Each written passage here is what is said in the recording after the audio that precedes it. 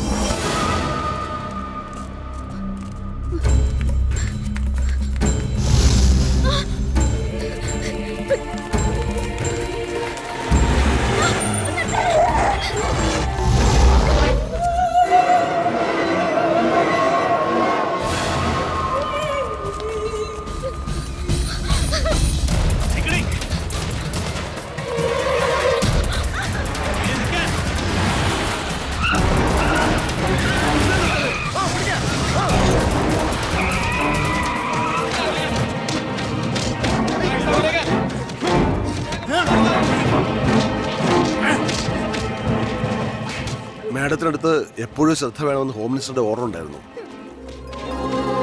വരട്ടെ, പിടിച്ചു കയറ്റില്ല.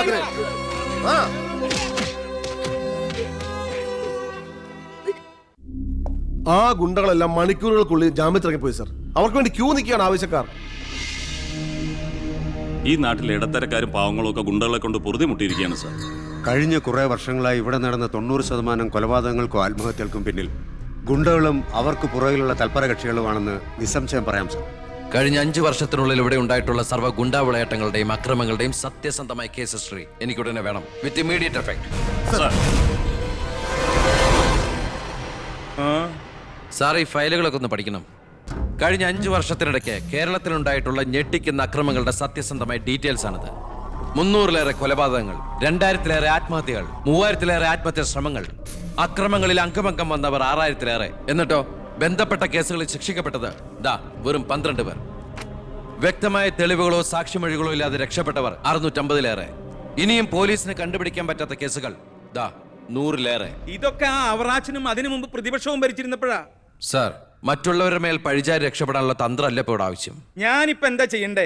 ഇതൊക്കെ അന്വേഷിക്കേണ്ട ചുമതല പോലീസിനല്ലേ? സമയമുണ്ടെങ്കിൽ താൻ തന്നെ പോലീസിനെ കൊണ്ട് അന്വേഷിപ്പിക്കടോ. താങ്ക് യു സാർ, ഈ പെർമിഷൻ മാത്രം മതി. നിക്ക്, ഞാനൊരു ആവേശത്തിന് പറഞ്ഞു എന്ന് വെച്ച് എന്താ തന്റെ ഉദ്ദേശം? സാർ, ഞാൻ പറഞ്ഞില്ലേ ഈ അക്രമങ്ങളുടെ എല്ലാം പിന്നിൽ ഗുണ്ടകളാണെന്ന്. അതൊക്കെ ആർക്കും അറിയാൻ പാടില്ലാത്തത്. എങ്കിൽ പിന്നെ ഈ ഗുണ്ടാവിളാട്ടം നമുക്ക് അങ്ങ് അവസാനിപ്പിച്ചൂടെ സാർ? ഈ നാട് നന്നാവണമെങ്കിൽ, ജനങ്ങൾക്ക് പേടി കൂടാതെ ജീവിക്കണമെങ്കിൽ കേരളത്തിൽ അടിയന്തരമായി ഗുണ്ട ആക്ട് നടപ്പാക്കിയേ പറ്റൂ. അതെ സാർ, നമ്മുടെ അയൽ സംസ്ഥാനത്തെ മുഖ്യമന്ത്രി ആക്ട് നടപ്പാക്കിയില്ലേ? എടോ, അവരൊരു സ്ത്രീയാ, അവർക്ക് എന്തു ആകാം. അവരെ തൊട്ടാൽ പീഡനം, സ്ത്രീ പീഡനം. എന്നെ തട്ടിയാ എന്റെ കുടുംബത്തിന് പോയി. സാർ, സാറിന് ഒരു പോറൽ പോലും സംഭവിക്കില്ല. ഇതിപ്പോ പോറലല്ലോ, ഓട്ടയല്ലേ വീഴാൻ പോണത്. ഓട്ട ഈ വെടിയുണ്ടിയും കത്തിയൊക്കെ കയറുമ്പോണ്ടാവണം ഓട്ട. സാർ, ഞാൻ പറയുന്ന താൻ എന്ത് പറഞ്ഞാലും ഞാൻ സമ്മതിക്കില്ല. ഇതൊക്കെ തനിക്ക് മുൻപരിചയം ഇല്ലാത്തോണ്ട് തോന്നുന്നു മണ്ടത്തരാ. എങ്കിൽ പിന്നെ സാർ ഒരു കാര്യം ചെയ്യും, മുൻപരിച്ചുള്ള ആരെങ്കിലും വെച്ച സാർ അങ്ങോട്ട് ഭരിച്ചോ. ഞാൻ രാജിവെക്കാൻ പോവാ. നീ എനിക്ക് ഹാർട്ട് അറ്റാക്ക് ഉണ്ടാക്കുന്ന വർത്താനം പറയരുത്. നീ രാജിവെച്ച് പോയാ എന്റെ മന്ത്രിസഭ മൂക്കൂത്തി വീഴില്ലേ? എങ്കിൽ എന്റെ വഴിക്ക് വരേണ്ടി വരും. നീ പറയണേല് കാര്യമുണ്ടെന്ന് എനിക്കറിയാം, പക്ഷെ നിനക്കൊരു കാര്യം അറിയില്ല. ഇവിടുത്തെ എല്ലാ രാഷ്ട്രീയ പാർട്ടികളുടെയും നിത്യോപയോഗ സാധനങ്ങളിൽ ഒന്നാണ് ഈ ഗുണ്ടകൾ. അതുകൊണ്ട് ഭരണകക്ഷിയും പ്രതിപക്ഷവും ഇതിന് സമ്മതിക്കില്ല. ഈ ബില്ല് നിയമസഭയിൽ പാസ്സാവൂല. അറിയാം സാർ, ആദ്യം നമുക്ക് മന്ത്രിസഭ കൂടി തീരുമാനിക്കാം. ഗവർണറെ കൊണ്ട് സ്പെഷ്യൽ ഓർഡിനൻസ് പുറപ്പെടുവിച്ച് ഈ ഗുണ്ട ആക്ട് നടപ്പിലാക്കാം. എന്നിട്ട് 6 മാസത്തിനുള്ളിൽ നമുക്ക് നിയമസഭയിൽ പാസ്സാക്കിയെടുത്താൽ മതി. 6 മാസം മതി എനിക്ക് കേരളത്തിലെ സർവ്വ ഗുണ്ടായുസം തുടച്ചു നീക്കാൻ. Thank you sir. എനിക്ക് വേണം.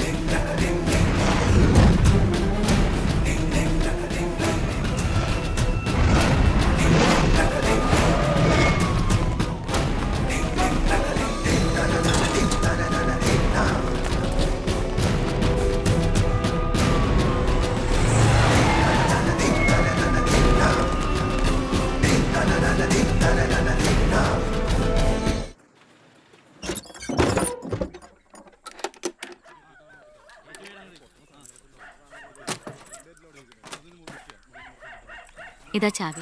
എന്നാ ഞങ്ങൾ ഇറങ്ങട്ടെ. ഓ ആയിക്കോട്ടെ. ഈ നാട്ടിലേക്ക് വരുമ്പോ മനസ്സ് നിറയെ സന്തോഷായിരുന്നു.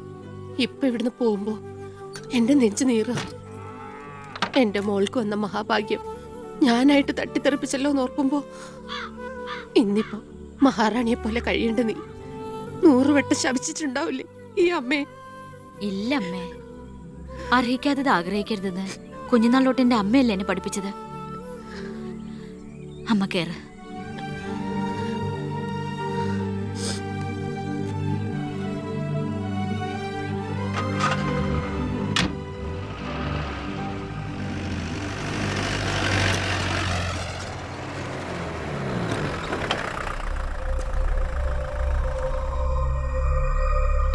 നിർത്ത് വണ്ടി എടുക്കല്ലേ.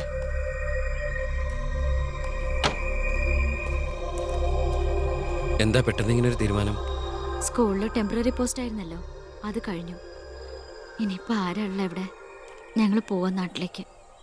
ഞാൻ ആ പഴയ പോസ്റ്റ് പെർമനന്റ് ആക്കി തന്നാലോ? വേണ്ട, എനിക്ക് പേടി എവിടെ ജീവിക്കാൻ. അവിടെ ചെന്ന് 10 കുട്ടികൾക്ക് ട്യൂഷൻ എടുത്തിട്ടാണെങ്കിലും ഞങ്ങൾ ജീവിച്ചോളാം. ഞാൻ അതല്ല ഉദ്ദേശിച്ചേ. അന്ന് ദേവികമ്മ ചോദിച്ച ചോദ്യങ്ങൾക്കൊന്നും എനിക്ക് മറുപടി പറയാൻ കഴിഞ്ഞില്ല. കാരണം പറയത്തക്ക പണിയൊന്നും ഉണ്ടായിരുന്നില്ലല്ലോ. ഇപ്പം എനിക്ക് ചെറിയൊരു ജോലിയുണ്ട്, ഇവിടുത്തെ ഹോം മിനിസ്റ്ററാ. സ്ഥിരം ജോലിയൊന്നല്ലെങ്കിലും 2 വർഷം തികച്ച MLA പെൻഷൻ കിട്ടും. പിന്നെ ഒരു ജോലി തനിക്കും കൂടി ഉണ്ടെങ്കിൽ ഒരു കുടുംബം സുഖമായിട്ട് കഴിഞ്ഞു പോക്കോളും. എന്തൊന്നും മിണ്ടാത്ത രണ്ടുപേരും. മന്ത്രിയായെന്ന് കരുതി എൻ്റെ ഇഷ്ടങ്ങൾക്ക് മാറ്റമൊന്നും സംഭവിച്ചിട്ടില്ല കേട്ടോ. അമ്മേ, ഒരിക്കൽ കൂടി ഞാൻ ചോദിക്കുക, എനിക്ക് കല്യാണം കഴിച്ച് തന്നൂടെ ഇവിടെ?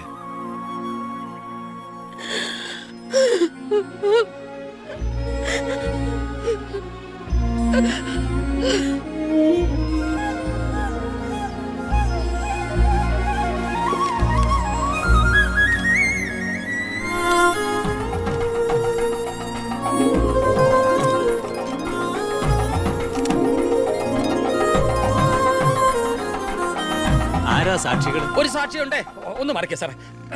ജോസഫ് വർക്കി, കുണ്ടാലി തെക്കേതിൽ, ചിറ്റാരിക്കര. ഈ ധന്യ മുഹൂർത്തത്തിന് സാക്ഷിയാകാൻ ഒരവസരം എനിക്ക് തരണം. ദാ ഇവിടെ. അങ്ങോട്ട് മാറി നിൽക്കണോ? മാറിയിക്കാൻ പറഞ്ഞപ്പോ ഓക്കെ. തട്ടിപ്പും വെട്ടിപ്പും ഒക്കെ നിർത്തി ഇനിയുള്ള കാലം ഒരു നല്ല മനുഷ്യനായിട്ട് ജീവിക്കണമെന്നാണ് എൻ്റെ ആഗ്രഹം. നല്ലതാ. മന്ത്രിയോടൊപ്പം നടന്നില്ലെങ്കിൽ വീട്ടിലും നാട്ടിലും ഒരു പട്ടിയുടെ വില പോലും എനിക്ക് കിട്ടില്ല. എന്നെ കൈവെടിയരുത്. ഞാനൊന്ന് ആലോചിക്കട്ടെ. എന്താ ഈ പത്രക്കാരും പോലീസുകാരും കാണിക്കുന്നത്? മന്ത്രി വൈഫ് ഒന്ന് പുറത്തേക്ക് ഇറങ്ങിക്കോട്ടെ. ഇന്നത്തെ കൊരകന്റെ പൂമാല കിട്ടിയ പോലെ തിരക്ക് ഉണ്ടാക്കണ എന്താന്നാ ഞാൻ ഉദ്ദേശിച്ചേ.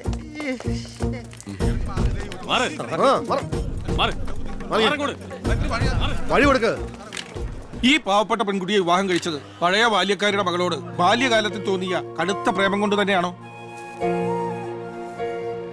നാട്ടുകാർ മുഴുവൻ നോക്കി നിൽക്കെ ഒരു ഗുണ്ട പഴപ്പിച്ച ഈ പെണ്ണിന് ജീവിതം നൽകിയത് ജനസിമ്പതി നേടി പ്രശസ്തി പിടിച്ചു പറ്റാൻ വേണ്ടിയല്ലേ? വിട് സാറേ. പത്രക്കാരോട് ഇങ്ങനെയൊക്കെയാണോ? അതിനുള്ള മറുപടിയൊക്കെ ഞാൻ പറഞ്ഞോളാം. അനന്തുമാർ വാ. കളി എന്നോടോ? തന്നെ പോലുള്ള മഞ്ഞപ്പത്രക്കാർക്ക് എന്തു എഴുതി പിടിപ്പിക്കാം. സ്വന്തം കൂടപ്പിറപ്പുകളുടെ കിടപ്ര കഥകൾ വരെ. ആ സർക്കിൾ ഇൻസ്പെക്ടർ വിജയൻ സാറ് അവിടെ വെച്ച് അനന്തകുമാറിനിട്ട് 2 പൊട്ടിച്ചിരുന്നെങ്കിൽ നിങ്ങൾ പത്രക്കാരെ എഴുതി പിടിപ്പിക്കും ആഭ്യന്തരമന്ത്രി അധികാരം ദുർവിനിയോഗം ചെയ്തു എന്ന്. അതൊക്കെ ചീപ്പായി പോവില്ലേ? പക്ഷെ ഒരു ഭാര്യയെക്കുറിച്ച് പറയുമ്പോൾ ഭർത്താവ് കുറച്ച് ചീപ്പായാലും വലിയ കുഴപ്പമൊന്നുമില്ല അല്ലടാ അനന്തകുമാറെ. സാറൊന്നും കണ്ടിട്ടില്ല, അനന്തകുമാറൊന്നും കൊണ്ടിട്ടുമില്ല. താടി ഉള്ളതുകൊണ്ട് പാടറിയില്ല. കല്യാണം കഴിഞ്ഞ് വധുവരന്മാർ ഇങ്ങോട്ട് എഴുന്നള്ളുന്നുണ്ടെന്ന്. ദേ ഒരു കാര്യം ഞാൻ പറഞ്ഞേക്കാം, അവരെ ഈ പടി കയറ്റിയ ആ നിമിഷം ഞങ്ങൾ ഈ പടി ഇറങ്ങും. അതിലൊരു മാറ്റവും ഇല്ല. അമ്മേ ദാ അവരെത്തി.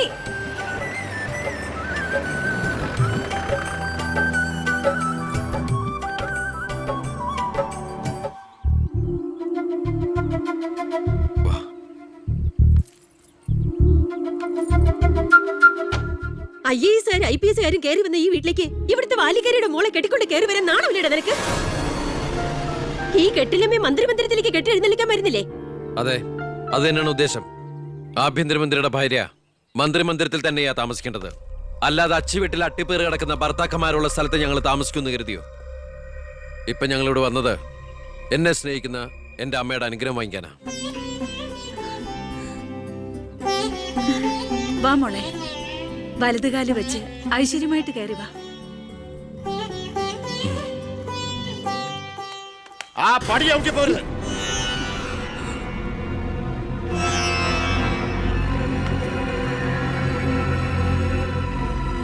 അച്ഛനെ എതിർത്ത് പറഞ്ഞും അച്ഛന്റെ നെഞ്ചത്ത് കുതിര കയറിയും അച്ഛനെ തോപ്പിച്ചും നീ ഒരു മന്ത്രി കസേര ഒപ്പിച്ചെടുത്തു. ആ പക മനസ്സിൽ കിടന്ന് നീറുമ്പോഴാ എനിക്ക് കണ്ണെടുത്താ കണ്ടുകൂടാത്ത ഒരുത്തിയുടെ കൈയും പിടിച്ച് നീ കുടുംബത്തിലേക്ക് കയറി വന്നിരിക്കുന്നത്. നീ മന്ത്രിയാണ്, എനിക്ക് പുല്ലടാ. അച്ഛൻ ചവിട്ടി പുറത്താക്കി ഇന്ന് പത്രക്കാരെ കൊണ്ട് എഴുതിക്കാണ്ട് ഇറങ്ങി പോടാ. നിങ്ങൾ എന്തൊക്കെയായി പറയുന്നേ? നീ മുണ്ടി പോരുത്. അമ്മേ, ഇതൊക്കെ പ്രതീക്ഷിച്ചുകൊണ്ട് തന്നെയാ ഞാൻ എവിടെയും കൂട്ടി ഇങ്ങോട്ട് വന്നത്. അമ്മയുടെ നിറഞ്ഞ കണ്ണുകൾ കാണുമ്പോൾ എനിക്കറിയാം എൻ്റെ അമ്മ നിറഞ്ഞ മനസ്സോടെ ഞങ്ങളെ സ്വീകരിച്ചു എന്ന്. അനുഗ്രഹം ഉണ്ടാവണം, അത് മാത്രം മതി.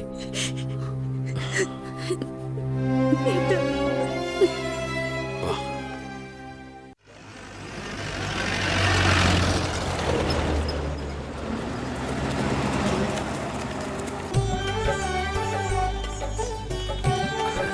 ഈ വീട്ടിലെ അച്ഛനും അമ്മയും PAയും എല്ലാം ഞാനാ.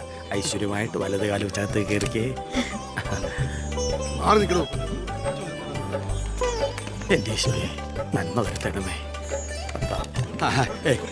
ഇനിയെങ്കിലും അവരെ അവരുടെ മാത്രം ലോകത്തിലേക്ക് വിട്ടുകൂടെ? മന്ത്രിക്കുമില്ലേ ഫസ്റ്റ് നൈറ്റ് റൊമാൻസും ഒക്കെ? പ്ലീസ് എല്ലാവരും ഒന്ന് പുറത്തേക്ക് ഇറങ്ങും. പ്ലീസ് പ്ലീസ് പറയുന്ന കേൾക്കൂ പ്ലീസ്.